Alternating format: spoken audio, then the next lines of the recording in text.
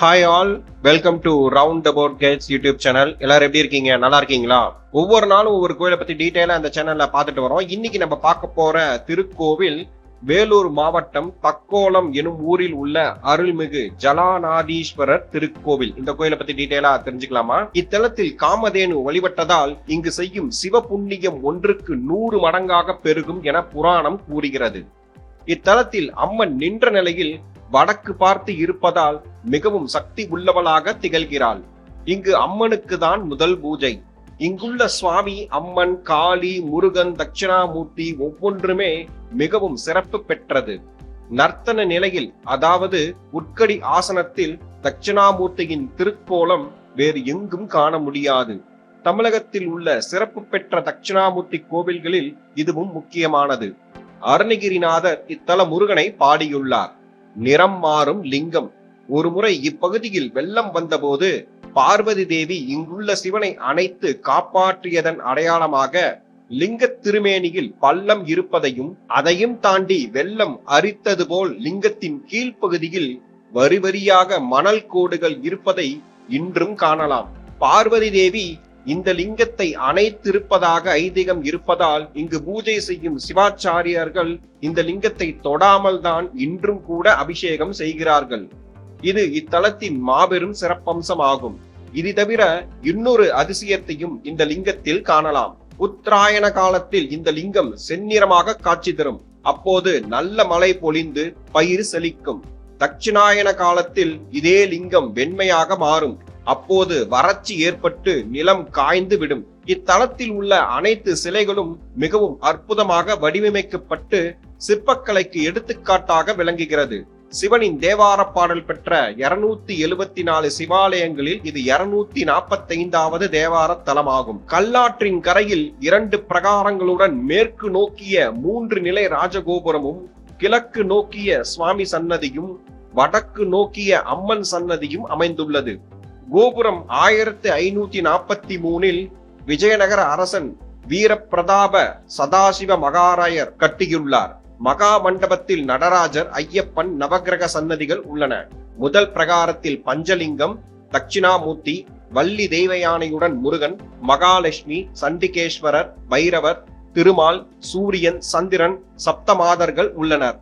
இரண்டாம் பிரகாரத்தில் அம்மன், சக்தி விநாயகர் சன்னதி, குளம், நந்தி, பலிபீடம், கொடிமரம் அமைந்துள்ளது. முறையற்ற யாகம் செய்ததற்காக தனக்கு கொடுக்கப்பட்ட தண்டனையை நினைத்து தக்கன் ஓலமிட்டதாலும் இத்தலத்தில் தலவிருச்சம் தக்கோலம் என்பதாலும் இத்தலத்திற்கு தக்கோலம் என பெயர் வந்ததாக கூறுவர்.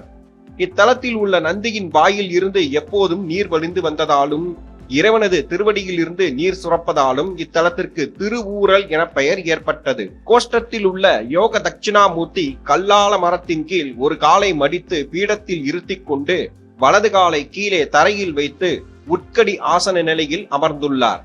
இந்த ஆசனம் மனதை கட்டுப்படுத்துவதாகும். மனம் அலைபாயும் மாணவர்கள் இவரை வணங்கலாம். ஒரு கையில் ருத்ராட்ச மாலையும் மற்றொரு கையில் தாமரையும் உள்ளது. காலுக்கு கீழே முயலகன் இல்லை. இவர் தலையை இடதுபுறம் சாய்த்து மாணவர்களை அடக்கி ஆளும் ஆசிரியர் போன்ற பாவனையில் இருக்கிறார்.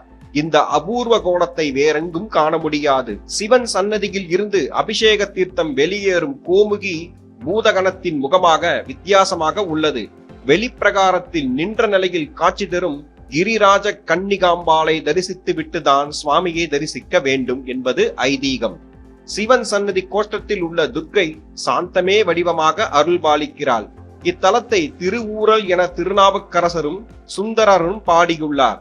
இவ்வூரில் 7 சிவாலயங்கள், 7 விநாயகர் கோவில்கள், 7 கிராம தேவதை கோவில்கள் உள்ளன. இக்கோவிலின் தல வரலாறை பார்ப்போம். தேவகுருவான பிரகஸ்பதியின் தம்பி உததி முனிவர் தன் நோய் நீங்க சிவனை வழிபட நந்தி தேவர் தன் வாய் வழியாக கங்கையை பாயவிட்டார். அது இங்குள்ள சிவலிங்கத்தை சுற்றி வந்து மற்றொரு நந்தியின் வாயில் இருந்து வெளியேறியது. அதில் நீராடி சிவனை வழிபட்ட முனிவர் நோய் நீங்க பெற்றார். ஜலம், அதாவது தீர்த்தம் சூழ்ந்து சென்றதால் சிவன் ஜலாநாதீஸ்வரர் என பெயர் பெற்றார்.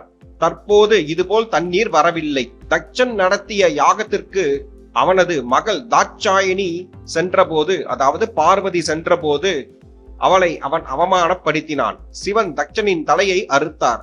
அவனும் தன் சொல் மீறி சென்ற பார்வதியும் பூலோகத்தில் உள்ள பாலாறு நதிக்கரையில் தன்னை நினைத்து வழிபட விமோச்சனம் கிடைக்கும் என்றார்.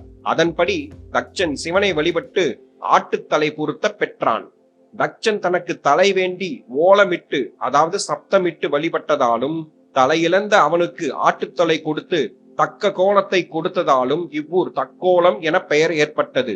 தாட்சாயினி அதாவது பார்வதி இங்கு வந்தபோது பாலாற்றில் பெரு வெள்ளம் சென்றது. அவள் நதிக்கரையில் உள்ள மணலை அள்ளி லிங்க வடிவமாக்கி வழிபட்டாள். தியானத்தில் இருந்தபோது வெள்ளம் லிங்கத்தை சூழ்ந்தது. லிங்கத்தை காப்பாற்றுவதற்காக அவள் அதனை அணைத்துக் கொண்டாள். இந்த லிங்கமே இப்போது இக்கோவிலில் இருக்கிறது.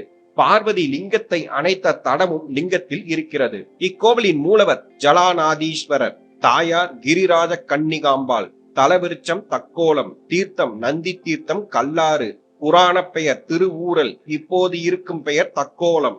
கோவில் திறந்திருக்கும் நேரம் காலை 7 மணி முதல் 10 மணி வரை, மாலை 5 மணி முதல் 8 மணி வரை திறந்திருக்கும். இக்கோவில் அரக்கோணத்தில் இருந்து காஞ்சிபுரம் செல்லும் வழியில் தக்கோலம் கூட்ரோடில் இறங்கி 4 கிலோமீட்டர் தூரம் சென்றால் இந்த கோவிலை அடையலாம். சென்னை கோயம்பேடு பஸ் ஸ்டாண்டில் இருந்து தடம் எண் 456, காஞ்சிபுரத்தில் இருந்து 49 என்ற பஸ் இந்த கோவில் அருகிலேயே செல்கிறது. வேலூரில் இருந்தும் தக்கோலத்திற்கு நேரடி பஸ் வசதி உண்டு. அருகில் உள்ள ரயில் நிலையம் அரக்கோணம், அருகில் உள்ள விமான நிலையம் சென்னை மீனம்பாக்கம். மீண்டும் ஒரு நல்ல பதிவில் உங்களை சந்திக்கிறேன். இந்த வீடியோ உங்களுக்கு பிடித்திருந்தால் லைக், ஷேர், சப்ஸ்கிரைப், கமெண்ட் செக்ஷனில் கமெண்ட் செய்யவும். நன்றி, வணக்கம்.